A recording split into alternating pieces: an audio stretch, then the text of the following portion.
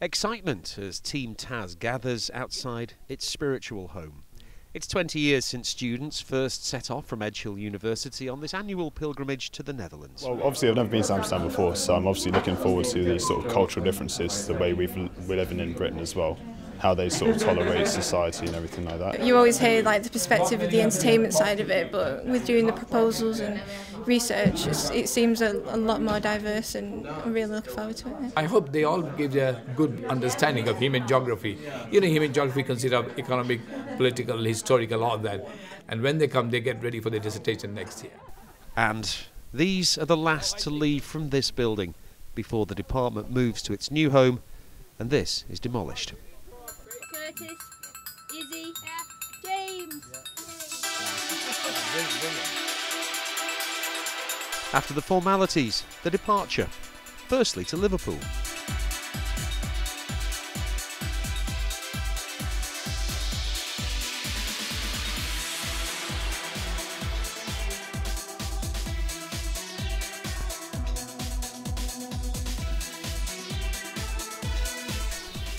Then the short hop to Schiphol. Welcome to Amsterdam. And arrival in Holland.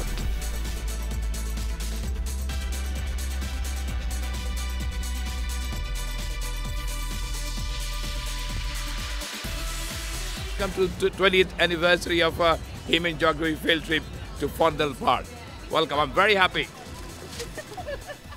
The students checked in at their hostel, grabbed a bite to eat, and were eager to get out to explore Amsterdam. The first night was about acclimatising to Amsterdam. It can be a bustling and confusing place, often considered Europe's playground.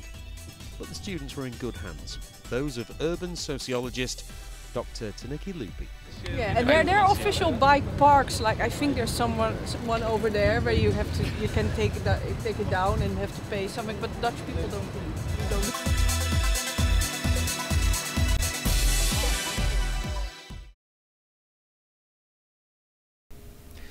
2013 is a milestone for Edge Hill's Geography Department field trip to Holland. It's the 20th anniversary. The project challenges the students and it counts towards their final marks. It enhances their learning experience informally and with plenty of fun thrown in. Small wonder then, Edge Hill already boasts some of the most satisfied students in the country, according to a recent national student survey. The week-long visit is about seeing human geography in action. The aim today is to examine land reclamation. If you see this long strip of land, which is the first part on the left is Java Island, and the right part, this one is KNSM. Group D is Josh, Jack, Kieran and Brian. Lucia Alleman is an art historian who will join the group for their first full day of investigation. Well, you have people with a very expensive house next to social housing, and I want to know the students how they think about that. Living in such a tight space, the Dutch are experts in land reclamation.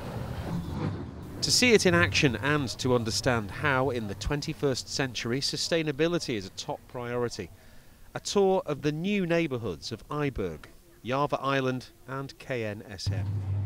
Eiburg, Etterslei. Lucia worked on the island development. We are here at the marina, which is a front side of the harbour island.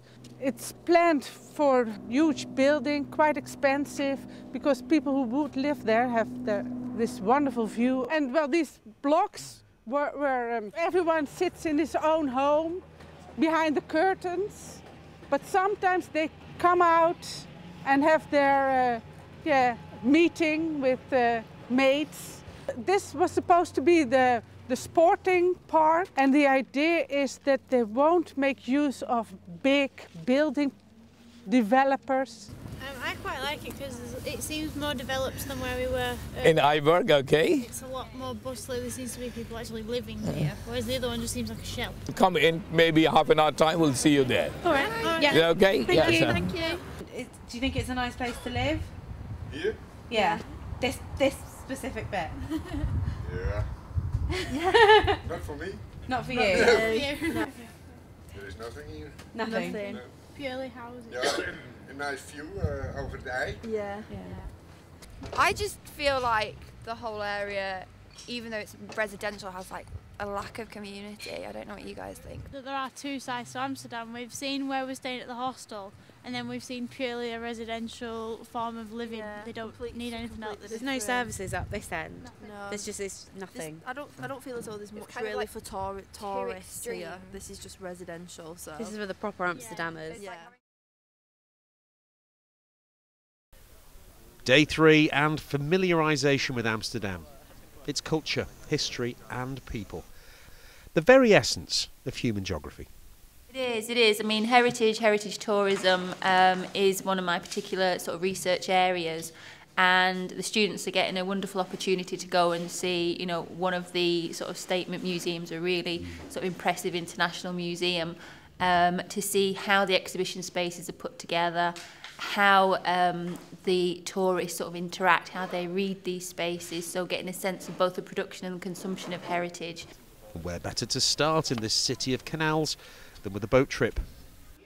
Now the important thing, first of all, you've all got a nice navigation map. Like a train spotter, be a boat spotter, and try to identify these places as those field trips. You know, I mean, it's fascinating because, as you know, for geographers, it's always important to go abroad. And living in England, in a way, we are in an island. And Amsterdam, you can't find a better place than Amsterdam, where you get all kind of cultural tolerances, social geography, maybe less of political geography, but fascinating for those who start studying spatial geography. It's a really good chance to be able to see a different city with so much history and stuff, but learn about it from a geographical point of view. I think that's a really good experience that not a lot of people are going to be able to have. It's wonderful, it's really stimulating, the history of Amsterdam, to learn all about it, it's been fascinating. Trips, been to the museums, we've been a lot of places and we've only been here 3 days so far. We've learnt a lot. I think it's more intellectually stimulating, the culture, the history, so many museums and cultural landmarks, things like that. I think that is a really important part of a trip as well. Holland's proud cultural tradition is celebrated at Museumplein, home to the Van Gogh Museum, the Rijksmuseum and the Stedelijk Museum of Modern Art, home to work by Piet Mondrian, Andy Warhol and Barnett Newman. The highlights of this museum, the Stedelijk Museum, you're very welcome to be here. There's a lot to discover, a lot of new things you're going to see and learn. I understand that you're majoring in human geography. So it's more negative the further down it goes. Yeah. That's the way my imagination, further down it goes. After a day of heritage and culture, an evening of critique with Taniki Lupi. I think it's the 5th time I've been here, and I always am amazed by the comments they make and about the things they get to see about the city and how they are encouraged to think critically about it themselves. What I really like is they all get a specific area, they need to do a project, they really need to talk to people, which teaches them research skills. If only every Monday morning looked like this.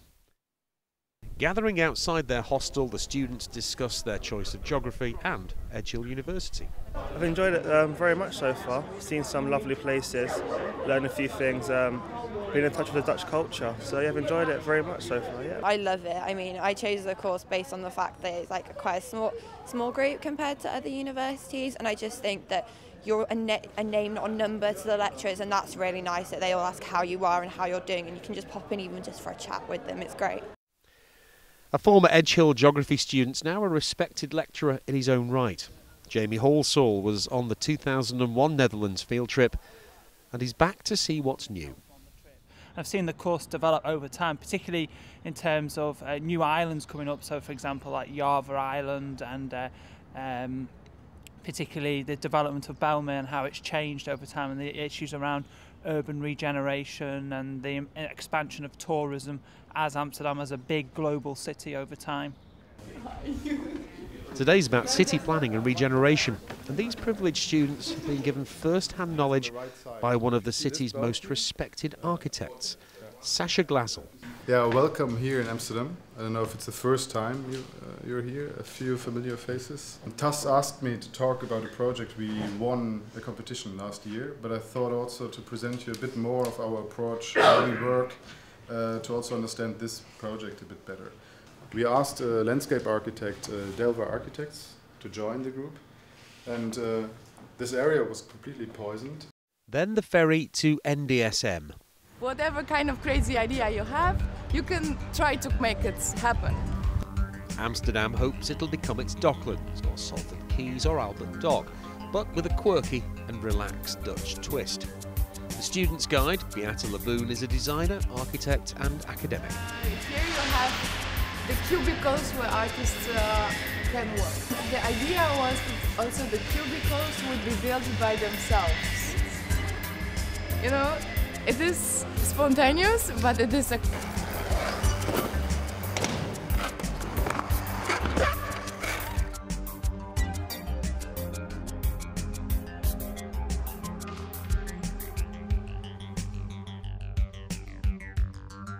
you think it's been successful? Yeah, I think it's been successful. Yeah. Very much. So it is on the map of the city citizen, you could say, or the one who lives in Amsterdam knows NDSM, but yet not everybody.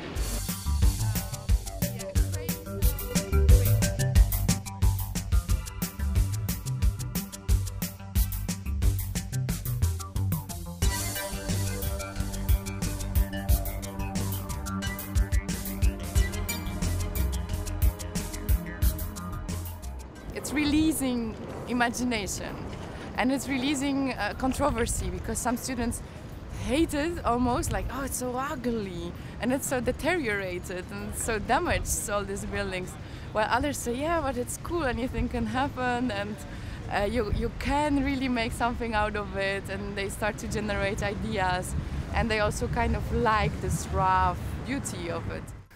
At the end of an already busy day was a jaunt to the I Film Institute and more time to reflect. With the department and certainly this trip, you've got the 20-year history, you've got that long sort of heritage, you've got the links that have been built up over time. The trip sort of, it's adapted, it's evolved, we've added new things to it, and I think the fact that we are a relatively small department, we can sort of foster and create and generate quite a unique and bespoke trip that really links in very well with all our modules that we teach.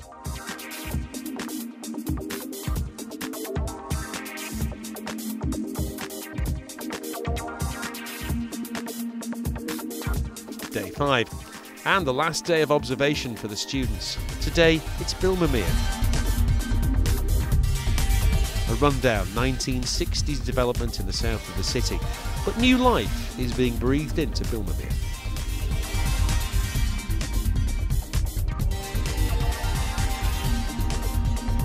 After 5 days of observation, time to write up the students' findings before heading back to the UK. At the end of this, the 20th anniversary of Edge Hill University's geography field trip to the Netherlands. It's a very fast-growing kind of university, and you can see that's by the buildings, and I particularly liked it when I went round, more than other places. I think it's one of the key selling points of the course as well. You know, you come to an undergraduate course and the second year and you find out you're actually going to Amsterdam. It's like a really exciting, vibrant place to go to as a geography student. Edge Hill's really good for geography. It's only a small department, so smaller classes means more individual time with the tutors. Instead of like some of the other unis, there's like thousands of people in a lecture, so you're not going to get that one-to-one experience with your tutors. I must give credit to my predecessors. You already know David Halsall, whom I came with him in '93 when I came from London and joined him. We went to Woodham, then to Utrecht for a few years. We have over the years made the program very strong one. So there's a good combination of social, political, urban and cultural geography. Edge Hill's good in itself, A, because they started new developments, so you've got the whole idea that geography now isn't in the shed, it's now moving to a bigger building, more facilities. The lecturers are good fun, they're more of your friends rather than teachers. Everybody just gets on well. It is good university.